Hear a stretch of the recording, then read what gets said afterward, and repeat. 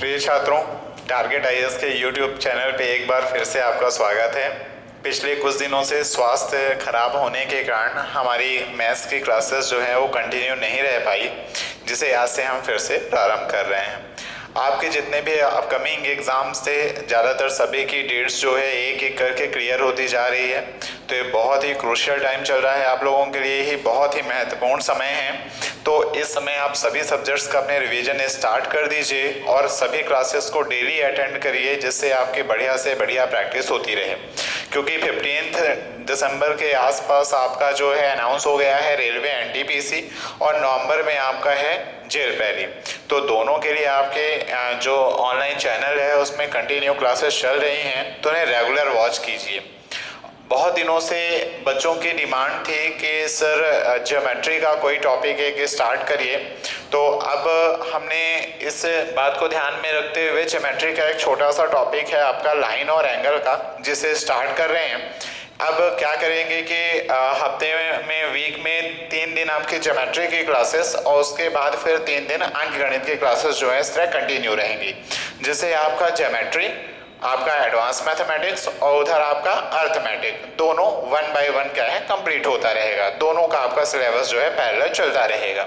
तो अगर हम बात करते हैं लाइन एंड एंगल की, तो सीधा सा बेसिक सा नाम ही है। पहले हम इनके बेसिक्स को समझेंगे कि लाइन क्या है और एंगल क्या है। अगर हम लाइन की बात करें तो ये भी हमारी लाइन, ये भी हमारी लाइन, बस लाइन की आकृतियां चेंज है, पर है तो दोनों ही रेखाएं। अब रेखाओं को हम कैसे डिफाइन कर सकते हैं कि आपकी रेखा होती क्या है। अगर हम बात करें रेखा की, तो रेखा क्या है, कह सकते हैं कि किसी समतल में स्थित, अगर कोई प्लेन है हमारा, तो किसी समतल में स्थित 2 या 2 से अधिक बिंदुओं को मिलाने वाली रेखा, किसी समतल में स्थित 2 या 2 से भी अधिक बिंदुओं को मिलाने वाली जो आकृति है वो क्या कहलाती है, हमारी रेखा। तो अगर एक बिना विचलन के वो रेखा गति कर रही है तो वो हो जाएगी हमारी सरल रेखा, और अगर उसमें विचलन उत्पन्न हो रहा है तो हमारी क्या हो जाएगी, वक्र रेखा। इतना क्लियर हो रहा है? फिर से एक बार समझते हैं, रेखा है क्या, किसी भी समतल में स्थित 2 या 2 से अधिक बिंदुओं को मिलाने पर जो बनी आकृति है वो क्या कहलाएगी, रेखा। अब रेखाएं कई प्रकार की हो सकती हैं। तो अगर ऐसी रेखा जो किसी समतल पर बिना विचलन के गति करती है वो हो जाती है हमारी सरल रेखा, और ऐसी रेखा जिसके पथ में बार बार विचलन होता है, विचलन का मतलब है जो अपना डायरेक्शन बार बार चेंज करती है, जिसके पथ में बार बार विचलन होता है वो हमारी क्या हो जाती है, वक्र रेखा। पूरे बेसिक्स को बहुत बढ़िया से समझिएगा, क्योंकि ज्योमेट्री में बिना बेसिक्स के आपको कुछ भी समझ में नहीं आने वाला। बेसिक बहुत महत्वपूर्ण है, क्योंकि बेसिक टर्म्स ही आपको ज्योमेट्री में क्वेश्चंस में यूज होने हैं। और अगर बात करें एक और रेखा की कभी कभी जरूरत पड़ जाती है, क्या है आपके वो संगामी रेखा। संगामी रेखा, तो आपकी संगामी रेखा क्या होती है, यदि 2 रेखाएं, जैसे कोई एक हमारे डेफिनेट पॉइंट हो गया, हमारे एक कोई निश्चित बिंदु हो गया, तो यदि 2 या 2 से अधिक रेखाएं, 2 या 2 से अधिक रेखाएं एक ही बिंदु से होकर गुजरती हैं, तो इन रेखाओं को हमें क्या कहा जाता है, इन रेखाओं को किस प्रकार परिभाषित किया गया है, इन रेखाओं को संगामी रेखा के नाम से परिभाषित किया है। संगामी रेखा क्या होती है, आपकी कंकरेंट लाइंस, कि यदि 2 या 2 से अधिक रेखाएं एक ही बिंदु से होकर गुजरती हैं तो इन रेखाओं को संगामी रेखाएं कहा जाता है। फिर आपकी इन तीनों के बाद आपकी सबसे महत्वपूर्ण रेखाएं कौन सी, आपकी पैरेलल लाइंस, आपके जो हैं समांतर रेखाएं। समांतर रेखा क्या होती है, यदि 2 रेखाओं के बीच की लंबवत दूरी, जो परपेंडिकुलर डिस्टेंस है, 2 रेखाओं के बीच की लंबवत दूरी सदैव अपरिवर्तित रहती है, तो ये रेखाएं क्या कहलाती हैं, आपकी समांतर रेखाएं। अर्थात रेखा L समांतर है रेखा M के और रेखा M समांतर है रेखा L के, क्योंकि दोनों के बीच की दूरी सदैव क्या होती है, अपरिवर्तित होती है। इतना समझ में आया? एक बार फिर समझते हैं। सरल रेखा क्या है, किसी समतल में स्थित 2 या 2 से अधिक बिंदुओं को मिलाने पर जो आकृति बनती है उसे हम क्या कहते हैं, रेखा कहते हैं। अब विचलन के आधार पर इन्हें कई प्रकार से विभक्त किया जाता है, इतना ज़्यादा इम्पोर्टेंट नहीं है, बस आपको समझना है कि क्या कैसे निर्मित हो रहा है। सरल रेखा की बात करें तो ऐसी रेखाएं दो या से अधिक बिंदुओं को मिलाने पर निर्मित ऐसी रेखा जिसके पथ में विचलन नहीं होता है। पथ में विचलन का मतलब होता है कि जो बार बार अपना डायरेक्शन चेंज नहीं करती है, वो क्या कहलाती है? आपकी सरल रेखा। और ऐसी रेखा जिसके पथ में विचलन होता रहता है वो क्या कहलाती है? आपकी वक्र रेखा। संगामी रेखाएं क्या है? यदि दो या दो से अधिक रेखाएं किसी एक ही बिंदु से होकर गुजरती हैं तो ऐसी रेखाएं क्या हो जाएंगी? संगामी रेखाएं कहलाएंगी आपकी। और समांतर रेखाएं क्या है? यदि किन्हीं भी दो रेखाओं के बीच की परपेंडिकुलर डिस्टेंस, लंबवत दूरी सदैव क्या हो? अपरिवर्तित हो, बीच की दूरी कभी भी चेंज ना हो रही हो, तो वो क्या कहलाएंगे? आपकी समांतर रेखाएं। इसके बाद आ जाते हैं एंगल पे कि आपके कोण क्या है। कोण को भी समझना बहुत जरूरी है। अगर हम कोण की बात करें तो ये हमारी एक रेखा हो गई, ये एक हमारी ये रेखा हो गई।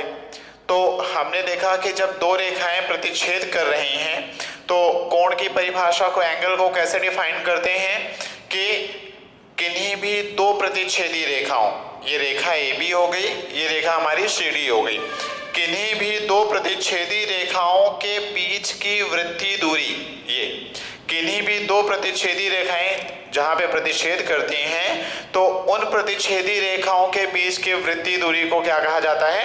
एंगल या कोण कहा जाता है। कैसे डिफाइन करेंगे? किन्हीं भी दो प्रतिच्छेदी रेखाओं के बीच की सर्कुलर डिस्टेंस को क्या कहेंगे? एंगल कहेंगे। आपके ये कोण कई प्रकार के हो सकते हैं। अगर हम कोण की बात करें तो हमें बहुत से कोण पढ़ने हैं। जैसे एक होता है हमारा शून्य कोण, शून्य 0 डिग्री का एंगल कब बनता है? 0 डिग्री के एंगल के बाद आ जाएगा आपका, आप इनमें से बहुत से कोणों से परिचित भी हैं, बहुत ही आसान है, बस आपको एक बार अपनी चीजों को रिकॉल करना है। न्यून कोण, न्यून कोण के पश्चात आपका क्या आएगा? समकोण, समकोण के पश्चात क्या आएगा आपका? अधिक कोण, अधिक कोण के बाद क्या आएगा आपका? सरल रेखा का कोण, और सरल रेखा के पश्चात क्या आएगा? कौन सा कोण एक बनता है आपका? पुनर्युक्त कोण, रिफ्लेक्स एंगल जिसे कहते हैं। और कौन से एंगल हैं आपके? पूरक कोण क्या होते हैं? वेरी इंपॉर्टेंट, कई बार इसका यूज होता है। सिमिलरली समपूरक कोण, सप्लीमेंट्री एंगल क्या है? इन्हें भी बहुत समझना है। फिर इसके बाद आपके कौन से और एंगल हो गए? सप्लीमेंट्री एंगल के बाद और क्या हो गया आपका? और भी बहुत सारे एंगल हैं, जैसे वर्टिकली अपोजिट एंगल, शीर्षा भिमुख कोण, वर्टिकली अपोजिट एंगल हो गया आपका। फिर हो गया आपका एकांतर कोण, एकांतर कोण के अलावा क्या हो गया आपका? संगत कोण। इन सभी कोणों को एक बार हमें थोड़ा सा बढ़िया समझना पड़ेगा। आपका न्यून कोण हो गया, समकोण हो गया, अधिक कोण हो गया, सरल रेखा का कोण हो गया, पुनर्युक्त कोण हो गया, पूरक कोण हो गया, संपूरक कोण, शीर्षाभिमुख कोण, एकांतर कोण और संगत कोण। इन्हें एक एक करके हम समझते हैं। अब शून्य कोण क्या है? शून्य कोण को कैसे समझेंगे कि यदि दो रेखाएं, जैसे हमारी ये पहली रेखा हो गई और ये हमारी दूसरी रेखा हो गई, तो हमने देखा ये A, B और C, एक रेखा है हमारी AB और एक रेखा है हमारी AC। तो यदि दो रेखाएं परस्पर संपाती हों, परस्पर संपाती हो मतलब एक दूसरे को ओवरलैप कर रही हो, यदि दो रेखाएं परस्पर संपाती हो तो उनके बीच की वृत्तीय दूरी कितनी होगी? अगर संपाती हैं तो उनके बीच की वृत्तीय दूरी कितनी हो जाएगी? 0 डिग्री हो जाएगी। तो यदि दो रेखाएं परस्पर संपाती हो तो उनके बीच का कोण कितना कहलाएगा? शून्य कोण। और ये कब होता है? जब रेखाएं कैसी होती हैं? परस्पर संपाती होती हैं। इतना समझ में आया? न्यून कोण, जब किसी कोण का मान, जब जो है आपके किसी कोण का मान, थीटा का मान क्या हो? थीटा लेस देन हो किससे? 90 डिग्री। जब दो प्रतिच्छेदी रेखाओं के बीच की दूरी 90 अंश से कम होती है तब उस कोण को क्या, उनके मध्य बनने वाला कोण कैसा कोण कहलाता है? आपका न्यून कोण कहलाता है। यदि थीटा का मान 90 अंश से कम है तो एंगल कौन सा होगा? आपका न्यून कोण कहलाएगा। सिमिलरली अगर हम समकोण की बात करें कि हमारा समकोण क्या है, तो सीधा सीधा सा है, ये हमारी एक पहली रेखा, ये हमारी दूसरी रेखा, ये इनका प्रतिच्छेद बिंदु। तो यदि किन्हीं दो प्रतिच्छेदी रेखाओं के बीच की वृत्तीय दूरी, किन्हीं दो प्रतिच्छेदी रेखाओं के बीच की वृत्तीय दूरी ठीक कितनी हो, 90 अंश। यदि किन्हीं दो प्रतिच्छेदी रेखाओं के बीच की वृत्तीय दूरी ठीक 90 अंश हो तो ये कैसे कोण कहलाते हैं, आपके समकोण कहलाते हैं। अधिक कोण की बात करें तो यदि किन्हीं दो प्रतिच्छेदी रेखाओं के बीच की वृत्तीय दूरी, अभी हम समझिएगा, यदि किन्हीं दो प्रतिच्छेदी रेखाओं के बीच की वृत्तीय दूरी क्या हो, बीच की जो वृत्तीय दूरी हो वो 90 से क्या हो, ज्यादा, थीटा का मान जो है वो क्या है, थीटा का मान जो है 180 अंश से कम और 90 अंश से क्या हो, ज्यादा। यदि किन्हीं दो प्रतिच्छेदी रेखाओं के बीच की दूरी 90 अंश से अधिक हो किंतु 180 अंश से कम हो, तब उनके मध्य बनने वाला ये जो कोण है वो क्या कहलाएगा, आपका अधिक कोण या ऑब्ट्यूज एंगल। सिमिलरली सरल रेखा का कोण, यदि दो प्रतिच्छेदी रेखाएं परस्पर कैसी हो, विपरीत हो, तो उनके मध्य का कोण कितना कहलाता है, आपका उनके मध्य का कोण होता है 180 अंश, और इसे ही हम क्या कहते हैं, सरल रेखा का कोण। या हम कह सकते हैं कि यदि दो प्रतिच्छेदी रेखाओं के बीच की दूरी 180 अंश हो, 180 डिग्री हो, तो वह कोण जो है आपका सरल रेखा का कोण कहलाता है।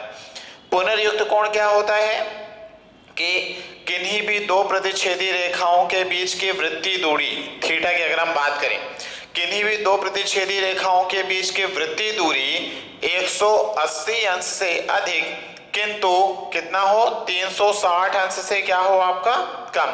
किन्हीं भी दो प्रतिच्छेदी रेखाओं के बीच की वृत्तीय दूरी 180 अंश से अधिक किंतु 360 अंश से कम हो, तब उनके मध्य बनने वाला कोण थीटा कितना, कौन सा कोण कहलाता है, आपका पुनर्युक्त कोण। जैसे ये यहाँ पे अगर हम देखें तो ये थीटा का जो मान है आपका क्या है, 180 से क्या है, अधिक है, किंतु 360 से क्या होगा, कम होगा, तब इनके मध्य जो बनने वाला कोण है ये होगा आपका पुनर्युक्त कोण, या इसी को हम कहते हैं रिफ्लेक्स एंगल। पूरक कोण, अगर कोई भी दो कोण है हमारे पास, कॉम्प्लीमेंट्री एंगल कहलाता है आपका पूरक कोण।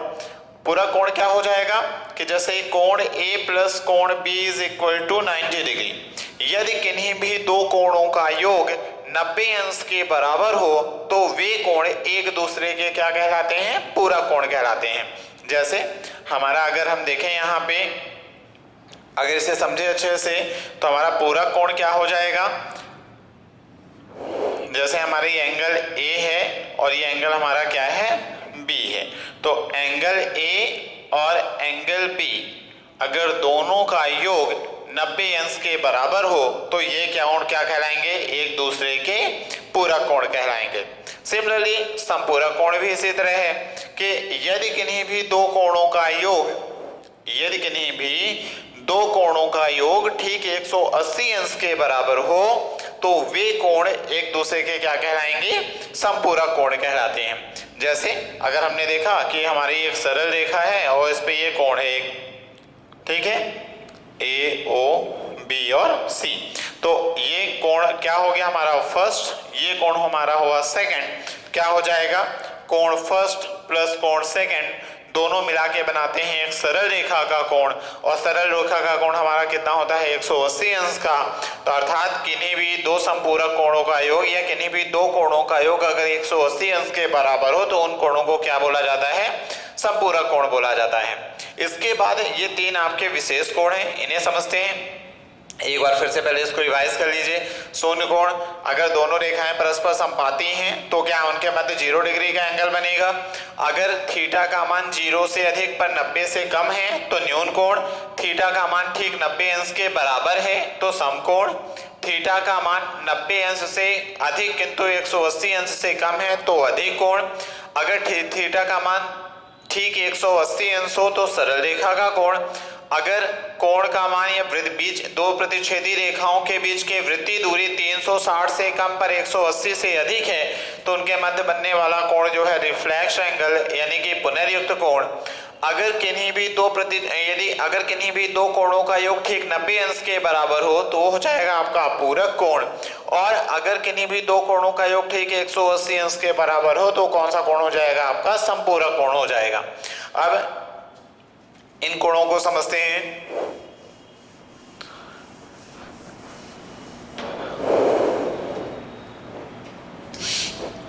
अगर हम बात करें शीर्षाभिमुख कोण की, पहला जो हमारा वर्टिकली अपोजिट एंगल शीर्षाभिमुख कोण, शीर्षाभिमुख कोण। शीर्षाभिमुख कोण क्या होता है कि यदि कोई दो रेखाएं एक दूसरे को प्रतिच्छेद करती हैं तो किन्हीं दो प्रतिच्छेदी रेखाओं के सम्मुख कोण कह सकते हैं शीर्षाभिमुख। ऐसे दो कोण जिनका शीर्ष एक हो परंतु वो एक दूसरे के क्या हो, म्यूचुअली अपोजिट हो, परस्पर क्या हो, विपरीत। ऐसे दो कोण जिनका शीर्ष एक है, कॉमन वर्टेक्स से, पर उनका फेस म्यूचुअली क्या है, अपोजिट है, क्या कहलाते हैं आपके शीर्षाभिमुख कोण।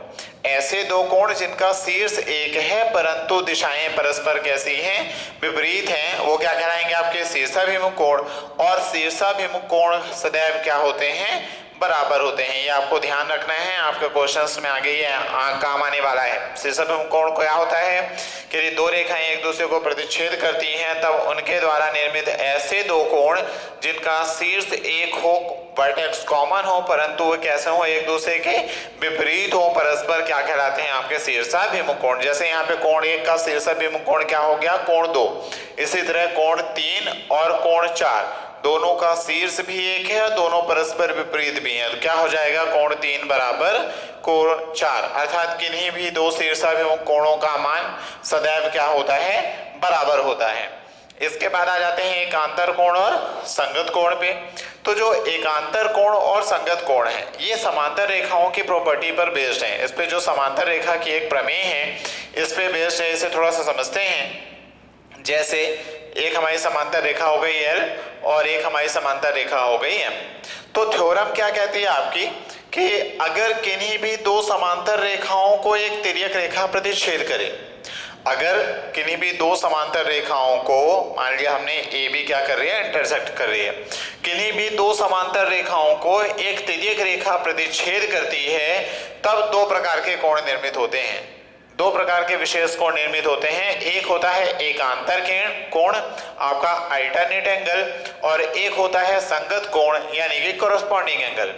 अब अल्टरनेट एंगल क्या होता है कि समांतर रेखा पर विपरीत दिशा में बने दो कोण, ठीक है, समांतर रेखाओं पर विपरीत दिशा में बने दो कोण। जैसे ये इधर समांतर रेखा पर बना हुआ कोण है, इस पे एक ये समांतर रेखा पर उसी के विपरीत दिशा में बना हुआ कोण है, ठीक है। एक ये समांतर रेखा पे बना हुआ कोण है और उसी के एक ये समांतर रेखा पे विपरीत दिशा में बना हुआ दो कोण है, ये क्या कहलाएंगे आपके एकांतर कोण। और इसी तरह समांतर रेखा पर बने कोण, समांतर रेखा पर एक ही दिशा में बने कोण, ये कोण क्या कहलाएंगे आपके संगत कोण। एक बार फिर से समझते हैं कि यदि दो समांतर रेखाओं को एक तिर्यक रेखा प्रतिच्छेद करे तो प्रमेय क्या कहती है, एकांतर कोण क्या होंगे, समांतर रेखा पर विपरीत दिशा में बने कोण जो होंगे आपके क्या हो जाएंगे, एकांतर कोण कहलाएंगे। जैसे ये कोण A1 और ये कोण 2, ये दोनों क्या हैं, एकांतर कोण कहलाते हैं। तो आपकी जो समांतर रेखा पर प्रमेय है क्या कहती है कि यदि किन्हीं दो समांतर रेखाओं को एक तिर्यक रेखा प्रतिच्छेद करती है तो उनके एकांतर कोण बराबर होते हैं। दो समांतर रेखाओं को एक तिर्यक रेखा प्रतिच्छेद करे तो जो उनके एकांतर कोण है, एकांतर कोणों का मान सदैव क्या होता है, बराबर होता है। अब आपके एकांतर कोण या अल्टरनेट एंगल दो प्रकार के होते हैं। एक होता है अंतः एकांतर कोण, इंटीरियर अल्टरनेट एंगल, अंतः एकांतर कोण, और एक होता है आपका बाह्य एकांतर कोण, एक्सटीरियर अल्टरनेट एंगल।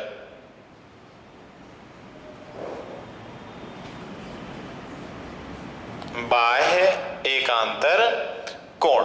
अब अंतः एकांतर कोण की बात करें तो मतलब ऐसे एकांतर कोण जो दोनों समांतर रेखाओं के अंदर बने हैं। बाह्य एकांतर कोण की बात करें तो ऐसे एकांतर कोण जो समांतर रेखाओं के बाहर बने। अब जैसे यहाँ पे अगर हम बात करें तो ये कोण एक, अगर हम इसे नाम दे दें, ये एंगल 1 हमने दे दिया, इसे एंगल 2 दे दिया, है ना, ये एंगल 3 हो गया और एंगल ये 4 हो गया। सिमिलरली एंगल 5, एंगल 6, एंगल 7 और ये कोण हमारा कौन सा हो गया, 8 हो गया। तो हम देख रहे हैं अंतःएकांतर की अगर हम बात करें तो समांतर रेखा पर विपरीत ये हमारी हो गई तिर्यक रेखा, तिर्यक रेखा पर विपरीत बने कोण, ये कोण 1 और इसी तिर्यक रेखा पर विपरीत कौन सा कोण बन रहा है, कोण 6। तो हम देख रहे हैं ये दोनों कोण समांतर रेखाओं के अंदर बन रहे हैं, तो ये कोण कौन से होंगे, अंतःएकांतर कोण। तो कोण 1 बराबर होगा किसके, कोण 6 के। सिमिलरली अगर हम देखें तो ये समांतर रेखा के एक अंदर बन रहा है तिर्यक रेखा पर, कोण कौन सा है आपका 4 और इसी तिर्यक रेखा पर विपरीत दिशा में कौन सा कोण बन रहा है, कोण 5। तो क्या हो जाएगा, कोण 4 बराबर क्या हो जाएगा, कोण 5 हो जाएगा। अगर हम बाह्य एकांतर की बात करें तो हमने देखा कि हमारी ये तिर्यक रेखा हो गई, ट्रांसवर्सल लाइन हो गई। अगर हम इस ट्रांसवर्सल लाइन की बात करें तो इस पर समांतर रेखा के बाहर बना कोण कौन सा है, कोण 2 और इसी ट्रांसवर्सल लाइन पे विपरीत दिशा में कौन सा कोण बन रहा है, कोण 7। तो क्या हो जाएगा, angle 2 is equal to angle 7। Similarly यहाँ पे एंगल 3 है, एंगल 3 जो है हमारा समांतर रेखा पर तिर्यक रेखा पर बाहर बना हुआ है समांतर रेखा के, और इसी अगर तिर्यक रेखा पर हम देखें तो समांतर रेखा के बाहर एक और एंगल बन रहा है, कौन सा एंगल है वो, एंगल 8। तो हम कह सकते हैं कि एंगल 3 और एंगल 8 कैसे हैं, बाह्य एकांतर हैं। और हम जानते हैं कि अगर एकांतर हैं तो वो कैसे होंगे, आपके बराबर होंगे। तो पहला समझ में आया, बहुत ही महत्वपूर्ण प्रमेय है क्योंकि इससे अभी आपको बहुत सारे क्वेश्चन सॉल्व करने हैं। जैसे हमने देखा प्रमेय क्या कहती है हमारी, कि अगर दो समांतर रेखाओं को एक तिर्यक रेखा प्रतिच्छेद करती है तब उनके एकांतर कोण बराबर होते हैं। एकांतर कोण क्या होते हैं, तिर्यक रेखा पर विपरीत दिशा में बने दो कोण। अब वो विपरीत दिशा में बने दो कोण दो प्रकार से हो सकते हैं, या तो दोनों समांतर रेखाओं के अंदर वाले या तो दोनों समांतर रेखाओं के बाहर वाले। तो इस बेस पे नाम दिया गया अंतःएकांतर कोण और बाह्य एकांतर कोण। जो समांतर रेखाओं के अंदर बन रहे हो, जो समांतर रेखाओं के बाहर बन रहे हो। अब अगर हम बात करें यहाँ पे तो हमने देखा कि ये जो हमारा एंगल था ये हमारी तिर्यक रेखा है, तो हमने देखा ये एंगल 5 और एंगल 4 समांतर रेखाओं के अंदर है तथा तिर्यक रेखा पर विपरीत है। तो 4 और 5 हमारे क्या हो गए, अंतःएकांतर कोण, और अंतःएकांतर कोण बराबर होंगे। इसी तरह हमारा कोण 1 और कोण हमारा कौन सा हो गया 6, ये क्या हो गया हमारे बाह्य एकांतर कोण, अंतःएकांतर कोण, और ये भी क्या होंगे, बराबर होंगे। सिमिलरली अगर हम यहाँ पे देखें समांतर रेखा के बाहर देखें तो ये एंगल 2 हो गया हमारा, और इसी तिर्यक रेखा पर बाहर इसके विपरीत कौन सा बन रहा है, एंगल 7। तो angle 2 is equal to angle 7, क्यों, क्योंकि ये बाह्य एकांतर कोण है। सिमिलरली ये हमारा एंगल 8 और एंगल 8 पर एंगल 8 के विपरीत कौन बन रहा है, तिर्यक रेखा पर एंगल 3 बन रहा है। तो हमने देखा angle 3 is equal to angle 8, ये क्या हो जाएगा हमारा बाह्य एकांतर कोण। फिर इसके आगे और समझते हैं संगत कोण। अगर हमने देखा ये हमारी दो समांतर रेखाएं हो गई, ये हमारी दो समांतर रेखाएं हो गई, तो हमारा जो है संगत कोण क्या होता है,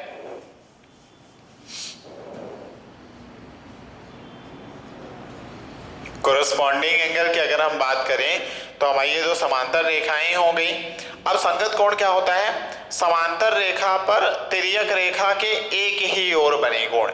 जैसे हमारी दो समांतर रेखा हो गई, तिर्यक रेखा पर एक ही ओर बने कोण, मतलब हमारी तिर्यक रेखा हो गई, थोड़ा सा तिरछा बनाते हैं, तिर्यक रेखा हो गई, तो तिर्यक रेखा के एक ही ओर बने कोण। अब हम देख रहे हैं यहाँ पे क्या है कि ये समांतर रेखा के बाहर बन रहा है, तो अब हमारा इसी पर दूसरा कोण बनेगा दूसरी समांतर रेखा पर, दूसरी रेखा पर। तो हमने देखा ये कोण 1 और यहाँ पे क्या हो जाएगा आपका, अगर हम इससे नाम दे दें angle 1 is equal to angle 2।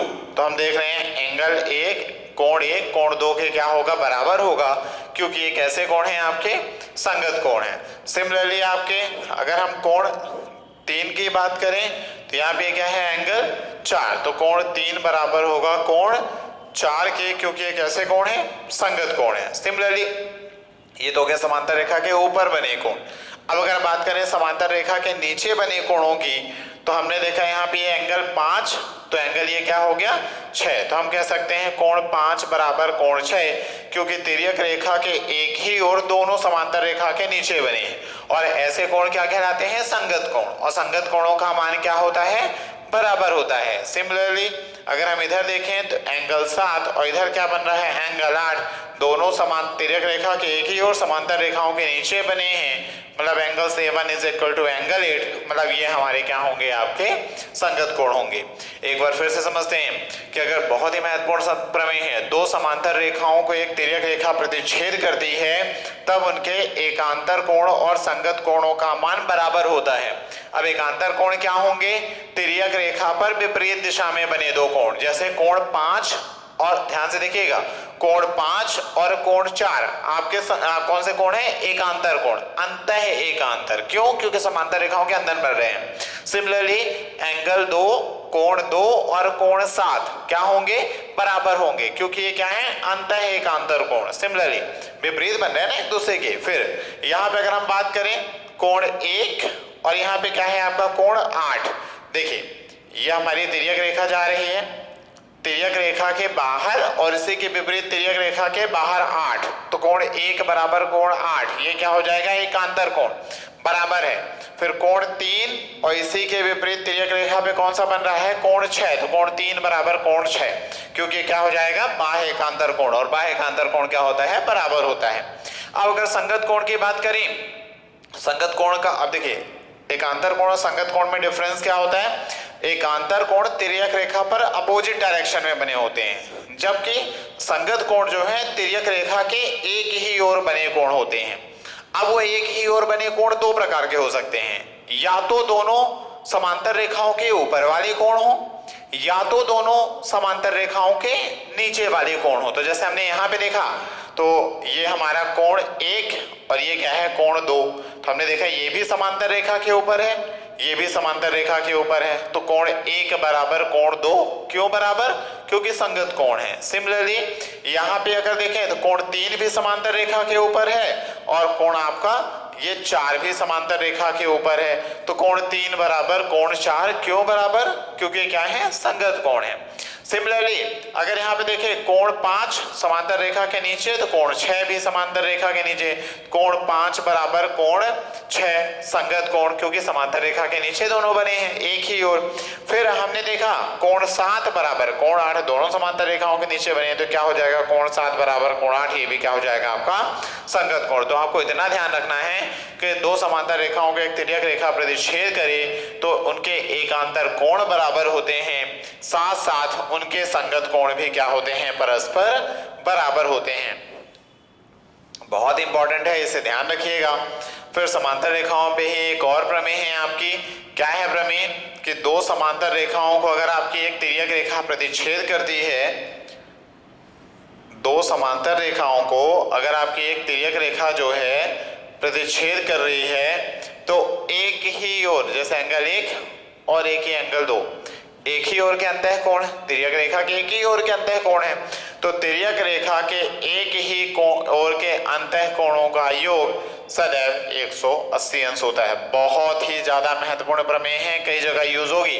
यदि दो समांतर रेखाओं को एक तिर्यक रेखा प्रतिच्छेद करे तो तिर्यक रेखा के एक ही ओर के अंतः कोणों का योग सदैव कितने अंश होता है 180 अंश होता है। ठीक है, तो इसे फिर से समझते हैं कि दो समांतर रेखाओं को एक तिर्यक रेखा प्रतिच्छेद करे, थ्योरम क्या कहती है, दो समांतर रेखाओं को एक तिर्यक रेखा प्रतिच्छेद करे तो उनके संगत कोण बराबर होते हैं, उनके एकांतर कोण बराबर होते हैं, साथ साथ एक ही ओर के अंतः कोणों का योग सदैव क्या होता है 180 अंश होता है। इतना समझ में आ रहा है। चलिए इसके आगे कुछ और बेसिक सी चीजें समझते हैं।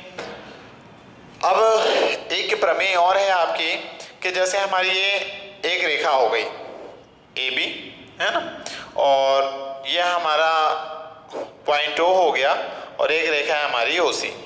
तो हमने देखा यहाँ पे दो को हमारा एक कोण बन रहा है AOC और हमारा जो है कोण जो अलग बन रहा है वो बन रहा है BOC।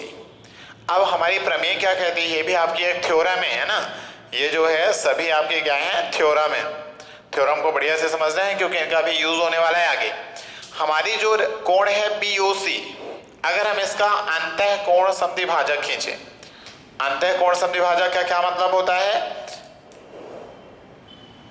अंतः कोण समद्विभाजक खींचे, अंतः कोण समद्विभाजक। इसी तरह कोण AOC का हम अंतः कोण समद्विभाजक खींचे, कोण जो है AOC का अंतः कोण बाह्य कोण समद्विभाजक खींचे, क्योंकि बाह्य कोण है। और समझिएगा कि अगर हम BOC का हमने समद्विभाजक खींचा, इस तरह हमने AOC का समद्विभाजक खींचा, तब ये जो एक एंगल बन रहा है रख से,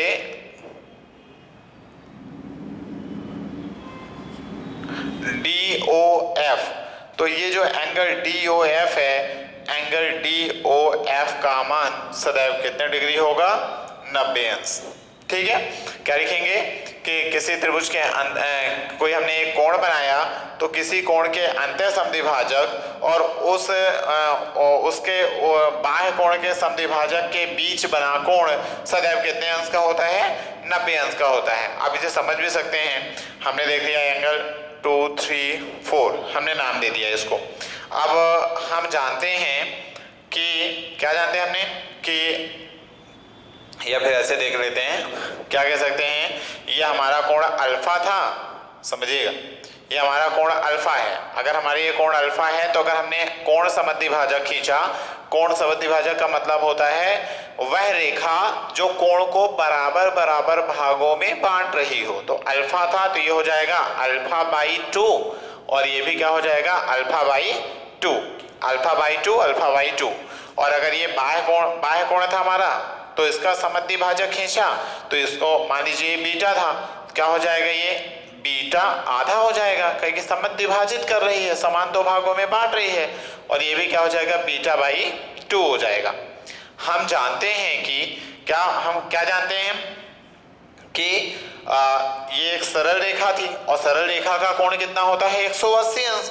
मतलब इन चारों कोणों को मिलाकर होना चाहिए 180 अंश। तो कितना हो जाएगा, beta by 2, beta by 2, alpha by 2। ठीक है, या फिर ऐसे समझ सकते हैं, ये अल्फा था इतना, ये बीटा था, तो हम कह सकते हैं alpha plus beta is equal to 180 अंश। तो हमें ये कोण निकालना है, ये जो कोण है हमें इस कोण को निकालना है। तो ये कोण कितना है, alpha by 2 plus beta by 2, दोनों में बटे 2 है तो बटा 2 कर दीजिए। अल्फा बाई 2 2 का भाग दे दें, बाई 2, 180 को 2 से भाग देंगे तो कितना आ जाएगा, 90 अंश। इसका मतलब ये होता है कि किसी कोण के अंतः कोण समद्विभाजक और बाह्य कोण समद्विभाजक के मध्य बना जो कोण है वो सदैव कितने अंश का होता है, 90 अंश का होता है। इसको बढ़िया से समझिएगा, है ना। इसी तरह एक और प्रमेय है आपकी, इन थ्योरम्स के बेसिक्स को समझते चलना है, क्योंकि यहाँ से आगे जाके आपके क्वेश्चन बनने हैं। अगर हम अगले क्वेश्चंस के अगले थ्योरम की बात करें तो थोड़ा सा ये ट्राइंगल से रिलेटेड थ्योरम है। अब ये थ्योरम क्या कहती है कि जैसे हमारा एक कोई ट्राइंगल है, हमारा एक क्या है, कोई त्रिभुज है, तो प्रमेय क्या कहती है, एक प्रमेय तो आप जानते ही हैं, बहुत ही आसान है, कि जैसे हमारा ट्राइंगल AB क्या है, C है, तो angle A plus angle B plus angle C बराबर कितना हो जाएगा, 180 अंश। कि कोई त्रिभुज है तो त्रिभुज के तीनों अंतः कोणों का योग जो है वो हमेशा कितने डिग्री होता है, 180 अंश होता है। अब दूसरी जो थ्योरम इससे रिलेटेड है वो क्या कहती है, वो त्रिभुज के बाह्य कोण से संबंधित है। जैसे हमारे ये जो है कोण A एक हो गया, कोण B एक हो गया, यहाँ पे कोण C, और ये एक इधर एक क्या बन रहा है, इस त्रिभुज का बाह्य कोण बन रहा है। तो क्या बाह्य कोण प्रमेय क्या कहती है आपकी, कि किसी भी त्रिभुज में बाह्य कोण का मान, किसी भी त्रिभुज के बाह्य कोण का मान उस त्रिभुज के दूरस्थ अंतः कोणों के या उस बाह्य कोण के दूरस्थ अंतः कोणों के योग के बराबर होता है। फिर से समझिएगा, किसी त्रिभुज के बाह्य कोण का मान, ये हमारा बाहर वाला कोण है, तो किसी, जैसे हमने मान लिया ये क्या है थीटा, किसी भी त्रिभुज के बाह्य कोण का मान उस बाह्य कोण के दूरस्थ अंतः कोण, ये तो समीप वाला है, दूरस्थ अंतः कोण ए और बी, उस बाह्य कोण के दूरस्थ अंतः कोणों के योग के क्या होता है, बराबर होता है। अर्थात हम इसे क्या कह सकते हैं, angle A plus angle B, अर्थात बाहर वाले कोण का मान अंदर वाले कोणों के योग के क्या हो जाए, अंदर वाले दोनों कोणों के योग के क्या हो जाएगा, बराबर हो जाएगा। तो ट्रायंगल सॉलिडिटी बहुत ही इनिशियल थ्योरम है, प्रारंभिक प्रमेय, इनको समझिएगा। तीनों कोणों का योग जो होता है 180 अंश होता है। और दूसरा क्या है, किसी भी त्रिभुज का जो है उसके जो बाहर वाले कोण का मान है अंदर वाले दोनों कोणों के योग के क्या होगा, बराबर होगा। कौन से अंदर वाले दोनों कोण, उस कोण के दूरस्थ जो अंतः कोण है, दूरस्थ वाले जो उसके दूर स्थित अंतर कोण है उनके योग के क्या होगा, ये बराबर हो जाएगा। एक और महत्वपूर्ण प्रमेय है, इसे भी थोड़ा सा समझते हैं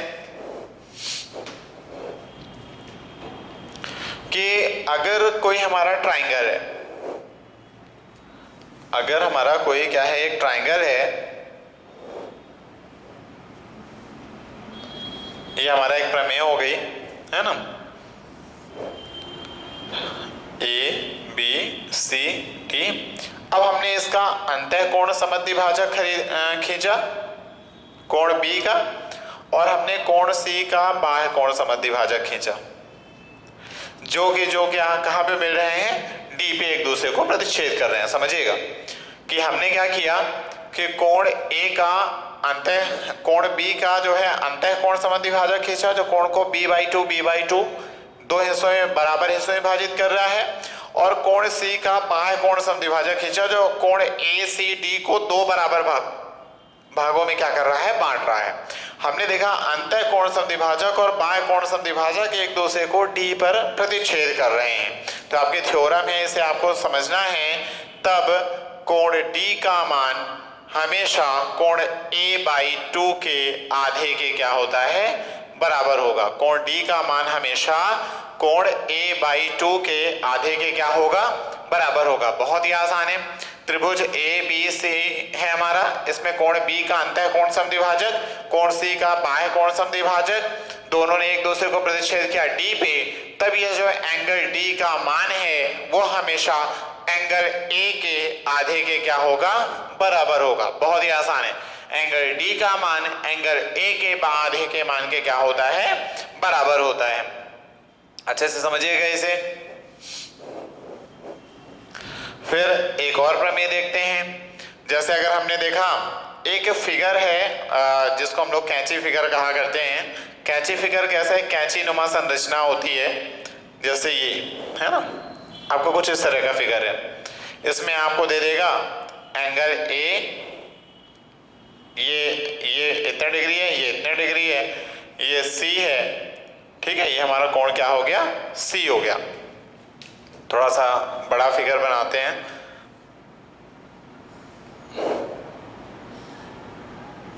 जैसे ये हो गया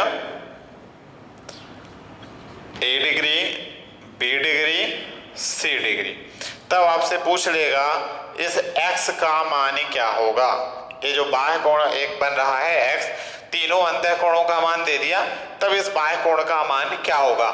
अगर हम इस रेखा को आगे बढ़ा दें, अगर हम इस रेखा को आगे बढ़ा दें, इसे हमने आगे खींच दिया, ये आगे खींच दिया, तो हमने देखा ये एक ट्रायंगल बन गया। और किसी भी ट्रायंगल में जो है बाहर वाले कोण का मान यानी बहिष्ठ कोण का मान दूरस्थ अंतः कोणों के मान के बराबर होता है। और ये क्या है, बहिष्ठ कोण है। इस ट्रायंगल का ये क्या है, बाहर वाला कोण है, तो इसका मान दूरस्थ अंतः कोणों के योग के बराबर होगा। मतलब ये कितना हो जाएगा, a degree plus b degree हो जाएगा। अब अगर हम देख रहे हैं तो फिर से हमारा ये एक ट्रायंगल बन रहा था, और यहाँ पे ये क्या है, बाह्य कोण। और बाह्य कोण का मान कितना होता है, हमेशा दूरस्थ अंतः कोणों के योग के बराबर। तो दूरस्थ अंतः कोण कौन से हैं, a प्लस बी, और क्या हो जाएगा, c हो जाएगा। तो आपकी एक प्रमेय बन गई कि अगर कैंची फिगर आपको मिला, अगर आपको कैंची फिगर मिला, तब आपको क्या करना है, जो ये बाहर वाले कोण का मान है अंदर वाले कोणों के योग के क्या होगा, बराबर होगा। बाहर वाले कोण का मान अंदर वाले कोणों के योग के बराबर होगा। तो ये आज आपका कुछ बेसिक था जिसे आपको समझना था। जैसे ही आपने बेसिक को समझा तो अब इसके बाद जो है हम क्वेश्चंस को आगे क्या करेंगे, प्रैक्टिस करेंगे। तो एक बार फिर से हम लोग जल्दी जल्दी से इसको रिकॉल कर लेते हैं। जैसे पहला क्या था, हमने एंगल को समझा। एंगल हमारे कितने हैं, कौन कौन से हैं, जीरो एंगल। जीरो एंगल का मतलब है ऐसे मतलब अगर संपाती हैं दोनों रेखाएं, प्रतिच्छेदी रेखाएं, तो 100 डिग्री का कोण, न्यून कोण, ये सब तो बहुत ही आसान था, सीधे सीधे आ जाते हैं। पूरक कोण, कॉम्प्लीमेंट्री एंगल, दो कोणों का योग 90 अंश हो तो पूरक कोण कहलाते हैं। दो कोणों का योग 180 अंश हो तो क्या कहलाते हैं, आपके संपूरक कोण कहलाते हैं, सप्लीमेंट्री एंगल कहलाते हैं।